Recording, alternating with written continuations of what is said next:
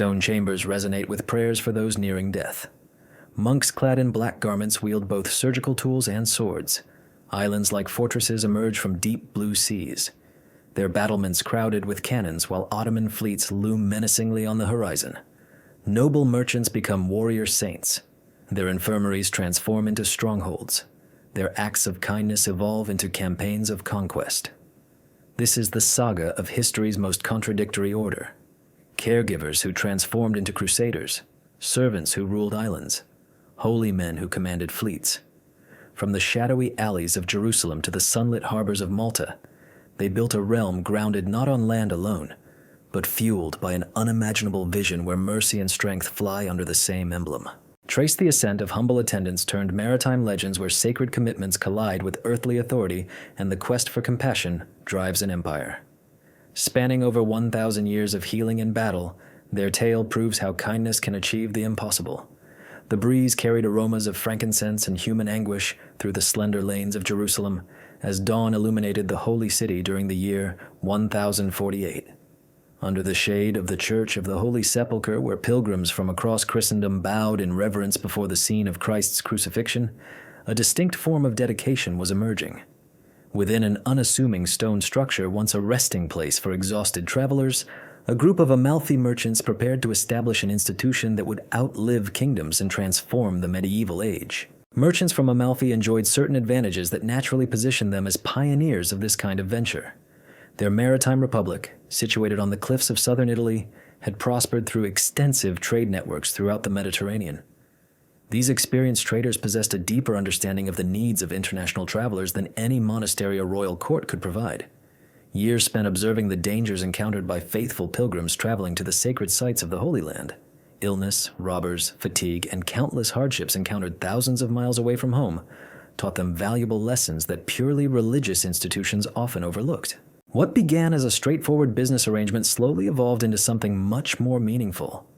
At first, the Amalfidans created their outpost in the Holy City to meet the commercial demands of fellow merchants and the increasing number of pilgrims who arrived with money to spend on shelter, meals, and souvenirs. However, witnessing the hardship endured by those who came sick, injured, or impoverished, their purely economic motivations gradually gave way to a mission resembling a divine purpose. The inspiration for their hospital came from a long-standing model that thrived centuries earlier along the Nile River. In Alexandria, the sanctuary of St. John the Almsgiver had served travelers and the needy for generations, proving that organized charity could function at a scale far beyond what individual monasteries usually attempted. Through their wide-ranging commercial networks, the Amalfitan traders became acquainted with this Egyptian example and saw the opportunity to create something similar at the ultimate destination for devout pilgrimage. Close to the Church of the Holy Cephala, they obtained a humble building that embodied both practical needs and deep symbolic meaning. Being near Christianity's most sacred site guaranteed a constant flow of visitors requiring care, while the place itself implied that aiding the sick and impoverished was a vital aspect of true devotion. The merchants were not merely founding a charitable house. They were establishing a new way to manifest faith through organized support for those in hardship. From this group of committed caregivers emerged Brother Gerald, who became the central figure driving the infirmary's evolution from a simple charity into what resembled a sacred brotherhood. His origins remain obscure due to the limited fragments of records preserved from a time when most individuals left behind few marks of their lives. Nonetheless, his influence was both swift and lasting. Contrary to many religious leaders of his period who focused on contemplation and detachment from worldly matters, Gerald realized that genuine spirituality demanded active involvement with human suffering in its most tangible and urgent forms. Around the year 1080, Gerald wrote what later became known as the Rule of Blessed Gerald, marking a turning point in the community's mission. This represents one of the earliest deliberate efforts to structure healing practices based on spiritual values.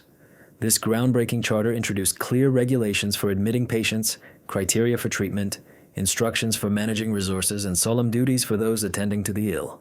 More importantly, it forged a blend of monastic dedication and hands-on assistance that shaped church life throughout the medieval era. Gerald's insight was his understanding that tending to the sick demanded not only spiritual commitment, but also practical skill. Those who worked in his institution received training that combined sacred teachings with medical knowledge. They learned how to prepare herbal remedies, realign fractured bones, identify signs of different illnesses, and offer comfort to those nearing the end of life. This fusion of spiritual service and medical care created capabilities far beyond what was available in other monastic or secular settings of the time. Adapting the principles of Benedictine monasticism to healing represented a theological breakthrough that influenced religious thought for many generations. While classic monasticism stressed retreat from worldly affairs, Gerald's community championed involvement with human suffering as the ultimate spiritual mission. The usual vows of poverty, chastity, and obedience were joined by a fourth pledge: commitment to helping the sick and needy. The organization, initially established to assist the needy, eventually developed into the well-known motto Tuitio Fide et Obsequium, symbolizing the defense of the faith and aid to the impoverished. Its commitment to excellence quickly earned recognition from the most influential leaders within the rising Crusader states. Gerald of Boulogne, renowned hero of the First Crusade and the initial ruler of the Holy City, granted lands and legal rights that allowed the foundation to grow far beyond its humble beginnings. His successor, Baldwin I, provided royal protection and further donations, turning Gerald's infirmary into one of the richest and most powerful institutions in the Latin East. These early patrons recognized that the sanctuary offered much more than charitable support. In an area where European settlers were a small minority surrounded by potentially hostile groups, an institution that combined compassion with strict order and structure held both strategic and spiritual importance. Whether treating wounded soldiers, attending to illnesses unfamiliar to Europeans, or maintaining order during times of crisis, the foundation became an essential part of Crusader society. Everything shifted after the First Crusade's capture of the sacred city in 1099. Suddenly, a wave of European settlers arrived. Feudal principalities emerged throughout the Levant, accompanied by ongoing conflicts between rival factions. The forces at play created new expectations for the support that the organization was meant to provide. More importantly, the crusading movement's focus on holy warfare began to shape ideas regarding how sacred institutions ought to react to dangers confronting their faith. During the Battle of Ascalon in the year 1099, a pivotal change occurred. Gerald's followers took up arms alongside the crusading army, confronting the final significant threat to the freshly secured lands. For the very first time, individuals who had devoted their existence to healing the sick chose deliberately to engage in combat. Instead of forsaking their mission of charity, they broadened their concept of what it meant to defend the vulnerable in an antagonistic setting. This shift was propelled more by practical demands than by abstract theory, marking a gradual transition from caregivers to combatants. The pilgrimage paths leading to the Holy City crossed regions ruled by Muslim forces who considered travelers valid targets for attacks and enslavement. Safeguarding these fragile pilgrims required more than merely tending to the injured after harm.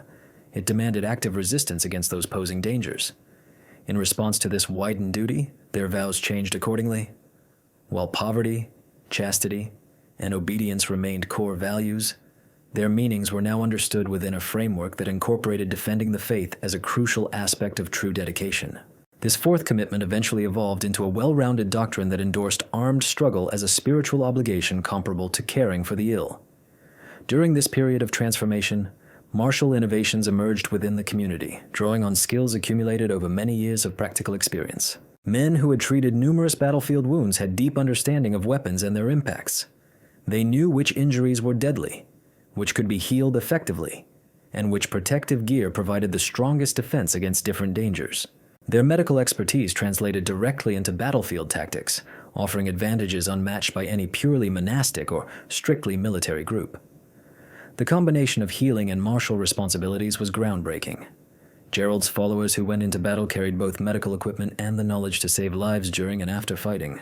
Their centers offered safe havens where injured soldiers could find care not available anywhere else nearby. Most importantly, their dual purpose attracted people who might not have joined either a typical monastery or a solely combat-focused group. In the year 1113, official recognition from the Pope Pascal II was much more than just a formal approval of an already existing organization. Through the papal bull called Epipostulatio, their legitimacy was firmly established.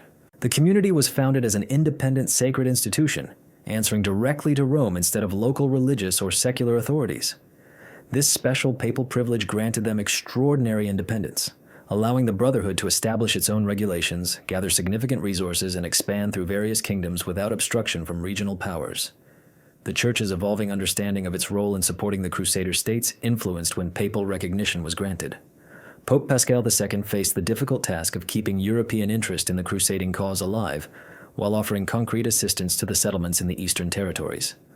Sacred groups that combined spiritual dedication with tangible aid became ideal instruments for promoting church goals in the unstable environment of the Latin East. The formal creation of the Brotherhood gave rise to organizational structures designed for systematic growth across Europe and the Mediterranean. Papal approval enabled the establishment of commanderies, regional bases tasked with recruiting members, collecting resources, and directing support toward efforts in the Holy Land. This network model permitted the organization to leverage the wealth and manpower from the entire Latin world, while preserving a unified mission and leadership. Initial disputes that challenged the Brotherhood's cohesion served as tests of its resilience and unity. The newly formed organization's military capabilities offered significant insight into the true nature of combat. In the eastern Mediterranean region, the conditions differed greatly from those found on European battlegrounds, where adversaries often shared similar gear, tactics, and cultural backgrounds.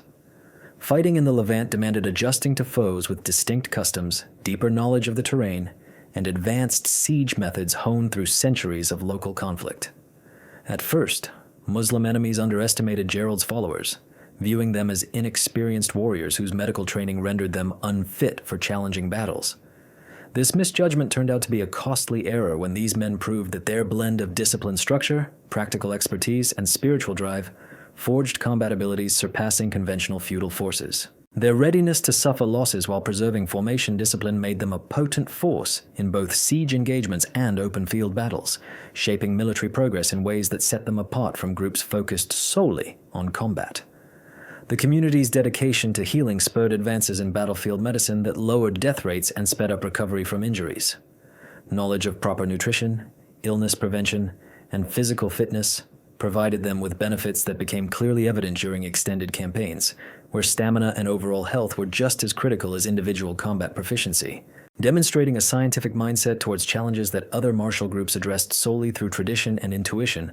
Gerald's followers engaged in thorough analysis of enemy strategies and armaments. The men responsible for treating injuries caused by various weaponry gathered extensive insights into the performance of diverse military technologies. They recognized which types of armor offered the best defense, which arms were most effective under particular conditions, and which battle formations reduced losses while enhancing offensive strength. During this formative era, recruitment systems developed patterns that would persist throughout the organization's existence. Unlike typical monasteries that recruited mostly from nearby areas, the group attracted individuals from all over Europe, drawn by the unique blend of religious dedication and martial excitement it presented. Younger sons of aristocratic families who had combat training but no inheritance prospects discovered in the Brotherhood chances for purposeful service that fulfilled both their spiritual goals and yearning for action. Starting with gifts from thankful patients and pilgrims, the financial base supporting the organization's growth quickly expanded to include formal backing from the European nobility. Monarchs and princes who had taken part. Those involved in the crusading movement recognized the crucial importance of sustaining institutions capable of offering continuous support for their presence in the East. Their gifts of land, trade advantages, and monetary aid established the financial foundation that allowed the Brotherhood to field substantial fighting forces in several regions. In less than 100 years, the shift from a simple hospital serving pilgrims to a military organization able to deploy armies marked one of the most extraordinary institutional changes of the medieval era. Gerald's group of devoted caregivers had grown into a brotherhood that merged the spiritual dedication found in the finest monasteries with the combat skills of the most efficient knightly orders. This combination of seemingly conflicting roles created something entirely new within European society, displaying an advanced level of organization comparable to that of the governing bodies of major kingdoms. The administrative frameworks developed to handle the Brotherhood's increasing duties influenced management practices all across medieval Europe. Systems for record-keeping, financial administration, and communication networks crafted in the group became templates that secular leaders would later adopt. The community's organized method for running complex activities over a vast area reflected remarkable sophistication and efficiency. Distances set important examples for global organizations, addressing dilemmas that had long perplexed religious scholars. Fresh ideas that supported the group's dual purpose depicted military engagement as an act of compassion. Traditional religious teachings stressed the contradiction between earthly violence and spiritual commitment. However, Gerald's followers fashioned concepts presenting the safeguarding of pilgrims and defense of the sacred land as merciful deeds similar to nursing the ill, since both served vulnerable groups threatened by uncontrollable forces. By the year 1113, when official papal endorsement formally confirmed the Brotherhood, this transformation was complete. What started as a practical solution to the needs of devout pilgrims had turned into a novel model of holy living destined to influence European culture for generations. An entity originally created by Amalfitan merchants to assist travelers had developed into a worldwide group capable of challenging the most powerful forces of the medieval era. Increasing participation in the political and military matters of the Crusader realms positioned the Brotherhood to take critical roles in struggles that would decide if control over the sacred land could be preserved. Men trained to balance spiritual dedication with practical responsibility were now prepared to test whether their new approaches would succeed. The resources at hand would be enough to protect the revered sites that had inspired their original cause. Triumphs that would lay the groundwork for the organization to become one of the most powerful entities in human history awaited them. What began as a humble refuge for ailing pilgrims was destined to turn into the center of a warrior fraternity whose reach would extend across continents and persist for close to 1,000 years. As this new era dawned, the medieval world would never be unchanged. The early sunlight stretched shadows over the dusty training grounds of the Holy City as Gerald Dupy observed the changes unfolding around him. When he took command of the group in the year 1120, he inherited a community torn between two realms, the reflective practices of monastic life and the brutal demands of frontier combat. What developed under his leadership set the pattern for every warrior institution that came after, a groundbreaking blend that transformed caregivers into the most fearsome combatants of their time. Gerald realized that the Foundation needed more than occasional involvement of military leaders to endure in the unstable environment of the Crusader territories. A thorough overhaul was essential, not only of individual skills but of the whole organizational framework. Leveraging his background as both a knight and a dedicated healer, he began to institute reforms that would completely change the way the community functioned, while maintaining the original spiritual purpose that had inspired its founding.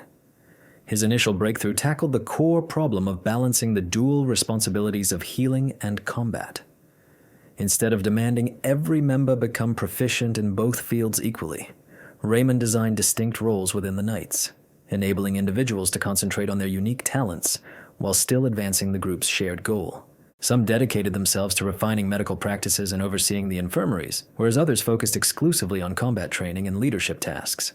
This division of labor brought about exceptional skill levels in both domains. The healing experts, who remained committed to medical care, introduced advancements that transformed surgical procedures across the medieval world.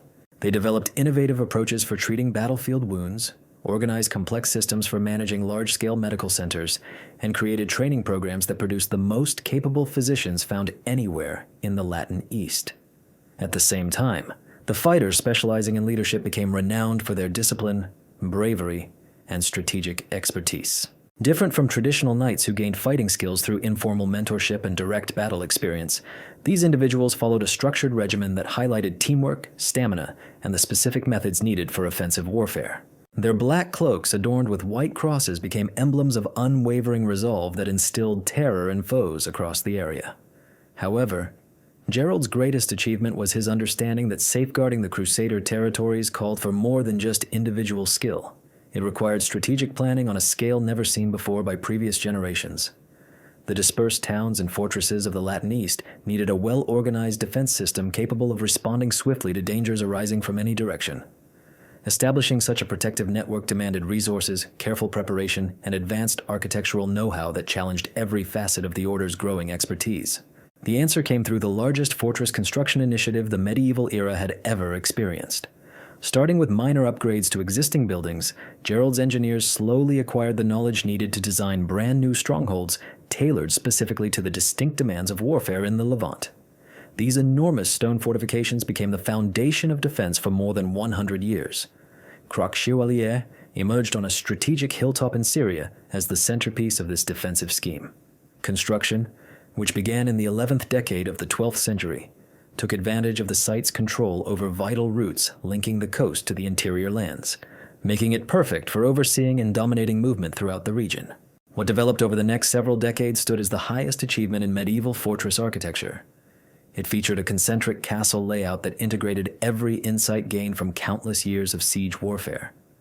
The fortress's outer walls, with some portions soaring above 30 meters tall, were constructed to endure the most advanced assault methods available to the armies of that era. Enormous towers created overlapping fields of fire to cover every approach with deadly crossbow barrages, while meticulously designed gates and corridors formed deadly traps where invaders would be caught under intense fire from diverse directions.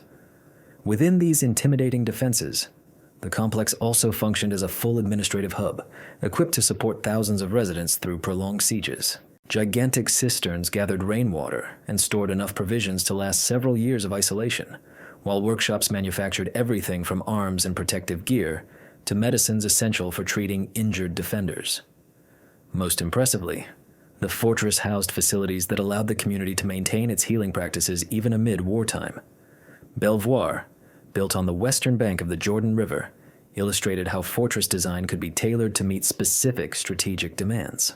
Instead of overseeing mountain routes like Croix des Chevaliers, this stronghold controlled river fords and the agricultural lands responsible for much of the Latin population's food supply. Its design focused on swiftly deploying troops to defend nearby villages while keeping secure strongholds for launching counterattacks against invaders. Margat, situated on the Syrian coastline, functioned as both a fortress and a naval base that allowed coordination between land and sea operations. From its watchtowers, sentinels could observe shipping along the entire shore, and signal fires relayed messages to other fortresses throughout the area. The keep's strategic position made it a vital link in the communication system that maintained the protective network. Chastel Rouge, overseeing the routes from the Damascus region, marked the outermost edge of the Knights' defensive perimeter. This fortress constantly faced the threat of raids from powerful Muslim armies based inland in Syria, which demanded new defensive architectural techniques. These innovations influenced castle design across Europe. Its huge walls and complex gate systems became benchmarks adopted everywhere architects needed to build bastions capable of resisting fierce attacks. Such fortified complexes required enormous funding beyond anything the community had ever managed before. Raymond's answer was to systematically build on the economic foundations Gerald had laid through charitable gifts, creating an extensive financial network that spread across all of Europe.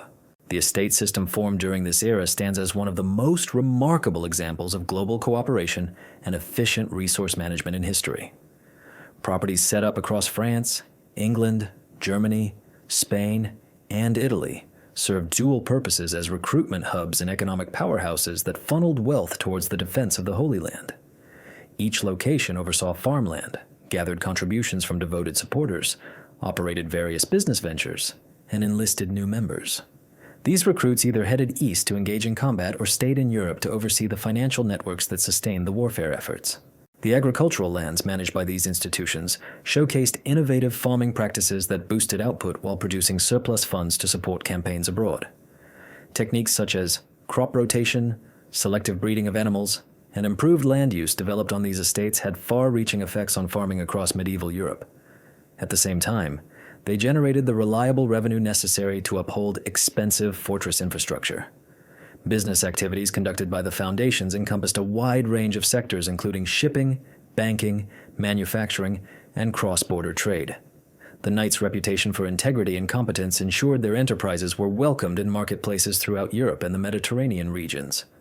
Moreover, the organization's transnational nature allowed it to coordinating commercial activities across political borders that restricted other traders.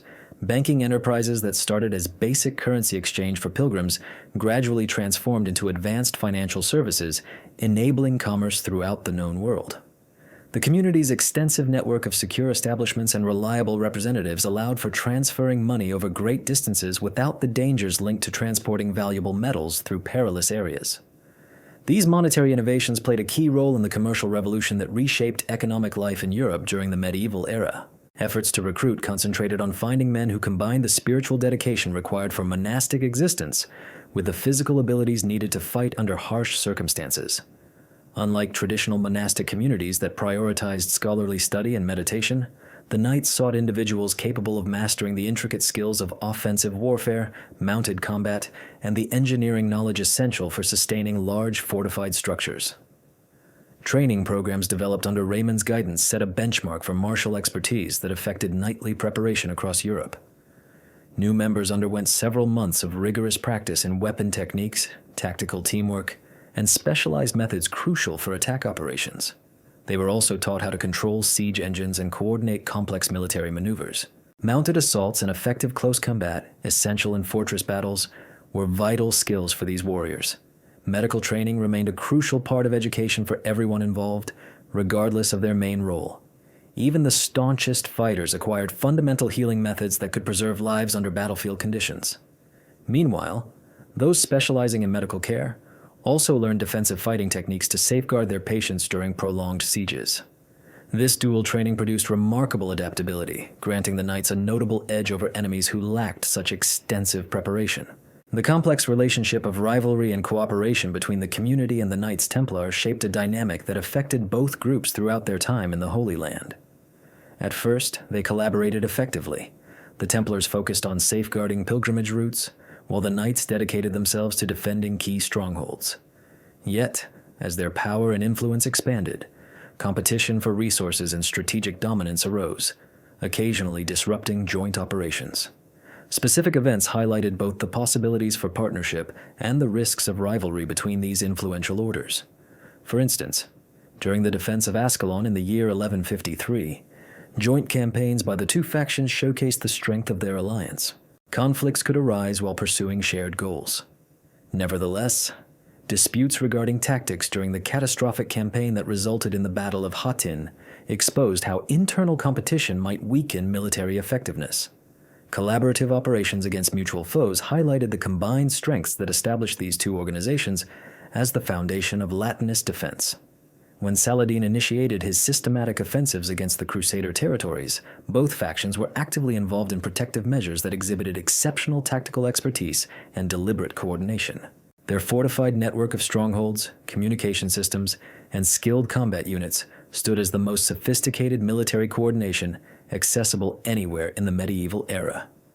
The breakthroughs in assault warfare created during this time transformed fighting across Europe and the Mediterranean. Engineers employed by the Knights introduced novel designs for siege towers, battering rams, and earth-moving devices capable of overcoming even the most resilient defenses. These technological improvements were carefully recorded and disseminated throughout the network, guaranteeing that advancements made at one site could be swiftly adopted wherever needed. Siege towers crafted by the community's artisans achieved remarkable heights and incorporated innovations that significantly enhanced their performance. Mobile wooden constructions towering more than 40 meters allowed attacking armies to engage from elevated vantage points while shielding assault troops from enemy fire. These towers featured several floors designated for various combat units, advanced mechanisms for swift assembly, and protective elements that minimized exposure to flaming arrows and other threats. Battering rams created during this era could focus tremendous force on specific targets while keeping the operators shielded from hostile fire.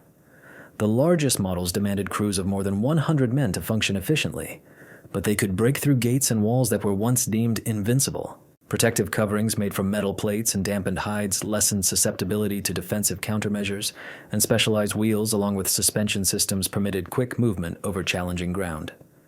Techniques for moving earth quickly to build assault ramps revolutionized siege warfare by allowing heavy machinery to target spots previously out of reach. Skilled teams were capable of constructing enormous earthworks within weeks instead of months, employing precise logistical planning to transport massive amounts of stone and dirt to strategic points, enabling direct attacks on fortress walls. The intentional analysis of defensive architecture that arose from these developments shaped future military engineering significantly. Investment initiatives generated in-depth understanding of fortress construction that shaped architecture across the medieval world. Builders involved in numerous sieges gained insight into which defensive elements were most reliable and which could be breached through persistent assault. This knowledge allowed the knights to design fortress layouts that integrated every available advancement in protection. The communication systems connecting these distant fortified sites were impressive feats of medieval technology and organization. Signal towers set at strategic distances could send messages spanning hundreds of kilometers within hours, while horse riders traveling along designated paths delivered detailed updates between any 2 points within the defense network in days instead of weeks. Uniform signaling methods permitted swift exchange of complex intelligence regarding enemy movements, supply needs, and tactical changes. During daylight, smoke or fire signals were visible over long distances, and at night, beacon fires ensured communication continued. This sophisticated system provided the knights with significant advantages over foes lacking such advanced information channels. These networks facilitated coordinated defense strategies against threats that might otherwise have overrun isolated fortresses. Administrative. The arrangements needed to oversee these vast enterprises displayed an institutional complexity comparable to the governmental systems of prominent kingdoms. Detailed record-keeping methods monitored everything from individual combat roles to intricate supply deals involving several organizations. Financial management systems guaranteed that funds moved smoothly from European territories to frontier fortress operations, while personnel records allowed for the effective allocation of specialized skills throughout the entire organization. Legal frameworks created during this era set important precedents for international law and organizational governance that shaped structural evolution across Europe. The Knights' distinctive status as an autonomous entity directly accountable to the Pope while functioning across numerous kingdoms demanded inventive solutions for resolving jurisdictional disputes and handling interactions with secular powers. The diplomatic efforts led by the community's leaders showed a deep comprehension of regional politics and shrewd strategic thinking. Envoys who engaged with Muslim leaders, Byzantine representatives, and European sovereigns possessed significant expertise in international diplomacy, allowing them to promote the establishment's goals while preserving the complex alliances vital for survival amid the unpredictable conditions of the Crusader territories. However, despite these remarkable accomplishments, threatening events started to undermine the very foundation of all that the Knights had established. The emergence of Saladin as a unifying figure among the Muslim regions of Syria and Egypt brought forth a level of coordinated resistance that the disjointed defenses of the Latin East found difficult to manage. Even more concerning was the dwindling support from Europe, as the initial zeal for crusading gradually shifted to other priorities and worries. The catastrophe at the Battle of Hattin in the year 1187 exposed the weaknesses of even the most advanced defensive systems. Confronted by larger forces, superior organization, and deliberate errors by the defenders, Saladin's carefully planned campaign that ensued revealed how swiftly so-called invincible fortress networks could fall once their accompanying field armies were destroyed and the communication lines broken. The capture of the Holy City itself in October 1187 signaled the onset of a desperate period that would challenge all the skills the Knights had honed during the past 100 years. The fortification strategies that once seemed to ensure the safety of the Crusader states suddenly became fragile. Meanwhile, the economic systems that had financed their construction faced interruptions due to the loss of vital lands and trading paths, making recovery difficult. The attempts made during the Third Crusade revealed both the strength of the community's organizational framework and the constraints imposed by inherent strategic weaknesses. Although individual fortress complexes could be retaken and defensive functions reinstated, the fundamental issues of being outnumbered and receiving limited support from Europe remained unsolved. The slow loss of land throughout the final century of the Knights' presence in the Holy Land mirrored these ongoing difficulties rather than any lack of skill or dedication. Acre, the final major fortress, was captured in 1291, not because its defenses were breached, but because the overall strategic situation had become impossible to sustain. As the last vessels departed from the ports of the Holy Land, carrying the survivors of a failed endeavor into an uncertain future, they carried more than just those who remained. The advancements in fortification design, building techniques, combat tactics, healthcare, and international cooperation developed through these years of conflict would leave a lasting impact on European society for many generations. The era of the Latin East was coming to a close, yet the heritage of those who protected it would persist long after the fall of its final fortress. The knights who had mastered the balance between spiritual dedication and military necessity left a profound and enduring mark on history. Bound by urgent necessity, they were about to determine whether the skills honed in the crucible of Holy Land battles could serve new roles in a transforming world. The salty waves crashed against the weathered stones as Fulk de Villers stood atop the ancient walls of his prize, gazing over the fortress that would turn his exiled fighters into rulers of the eastern seas. 7 years had elapsed since the fall of Acre. 7 years marked by wandering, uncertainty, and relentless quests for renewed purpose. Now, in the year 1309, the island fortress, once a Byzantine naval outpost, was about to become the cornerstone of an extraordinary medieval phenomenon, an autonomous maritime realm governed by warrior monks. Villa realized that survival demanded more than mere refuge. The community that had lost everything with the collapse of the Crusader states needed a total reinvention or risk gradual disappearance. The island's fortress, with its strategic location on pivotal maritime routes linking Constantinople, Alexandria, and the Italian harbors, offered opportunities far beyond simple shelter. Here, the displaced Brotherhood could create a brand new identity while staying loyal to their core mission. Securing this key position proved just how well the warriors had adapted to their altered reality. moving beyond traditional land-based siege tactics toward new horizons. Their activities in the Holy Land defined their control over the newly acquired territory. Success depended on seamless collaboration among naval units, amphibious attack forces, and skilled diplomacy with the Byzantine Empire. The campaign lasting 3 years that secured their authority demonstrated that Gerald's heirs were adaptable enough to conquer entirely novel forms of warfare. Naval combat marked a clear break from everything the Brotherhood had previously mastered. The warships transforming into their new arsenal had little in common with the vast stone fortresses they once guarded in Syria. These elegant wooden vessels propelled by both sails and oars required distinct skills, tactics, and a complete shift in strategic mindset. Nevertheless, the discipline and methodical approach that had made them legendary fortress architects now empowered them to become just as dominant maritime leaders. Innovative shipbuilding originating in island dockyards introduced features that shaped regional naval design for generations. In contrast to conventional warships that prioritized either speed or cargo space, the Brotherhood's vessels combined agility, firepower, and seaworthiness in a way never seen before. These raiders could chase adversaries across open seas, maintain prolonged naval blockades, and carry enough provisions for expeditions lasting many months away from their home port. At the core of these advancements was a dedication to blending versatility with strength, securing their dominance both on land and at sea. One major breakthrough was the invention of specialized artillery engineered specifically for naval combat. Unlike land-based siege machines that mainly depended on mechanical leverage to launch projectiles, shipboard armaments had to perform reliably despite the constant movement of vessels in turbulent waters. The answer came in the form of lighter and more adaptable weapons that could be quickly moved and fired with precision. Even under strenuous conditions, crossbow batteries aligned along the sides of these innovative warships could unleash synchronized barrages that wreaked havoc on enemy crews while preserving the ships themselves for capture. This strategic mindset revealed a blend of military and economic considerations. The destruction of hostile vessels meant the loss of potential spoils, while seizing them intact offered both valuable ships and opportunities for crew ransom.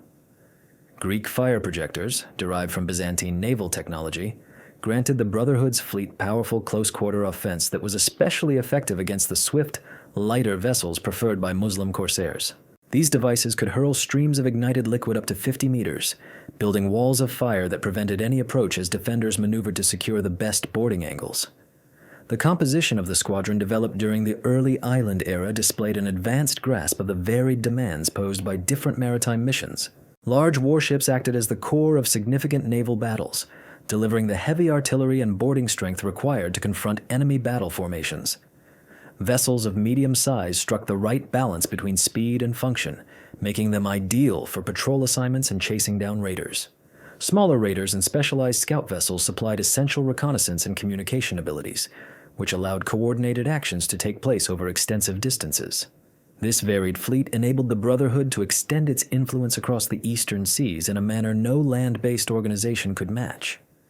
Their groups could appear unexpectedly near faraway shores, launch attacks on enemy trade or facilities, and then retreat swiftly to their island bases before local forces had a chance to mount a response. This agility reshaped the strategic dynamics of the entire region and made these warriors a critical element in all political decisions. The economic shift accompanying this maritime focus is one of the most outstanding illustrations of institutional change in medieval times. Instead of trying to recreate the farming estates that had supported them in the Holy Land, the Brotherhood adopted an entirely different economic strategy centered on controlling sea routes and capitalizing on the commercial prospects that naval supremacy offered.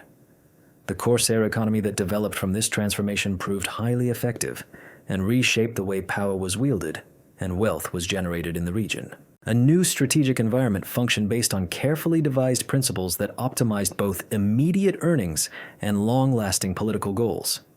Instead of random acts of piracy that might have driven away potential allies, the warriors launched organized operations against Muslim shipping which aligned with wider Christian interests while producing the income needed to support their naval forces. Seized vessels and their cargoes supplied instant revenue that could be funneled back into constructing ships, acquiring weapons, and recruiting crews. Even more significant were the ransom payments obtained from Muslim traders and sailors, creating consistent income streams that allowed for strategic planning and resource management. Perhaps most importantly, the information collected from prisoners and confiscated documents offered priceless understanding of enemy strengths, trade routes, and political events across the region. Slave markets, overseen by the Brotherhood on the island, grew into major trading hubs attracting buyers from all over the Christian world. These markets operated under well-established legal regulations that controlled prices, guaranteed humane treatment for captives, and provided processes for negotiating their release. The profits amassed from these activities financed everything from shipbuilding to charitable endeavors that preserve the warrior's reputation for ethical behavior. The language system that structured the internal organization marked a significant breakthrough in international collaboration, allowing efficient control over a genuinely multinational military force. The 8 communities of Provence, Oran, France, Italy, Aragon, England, Germany, and Castile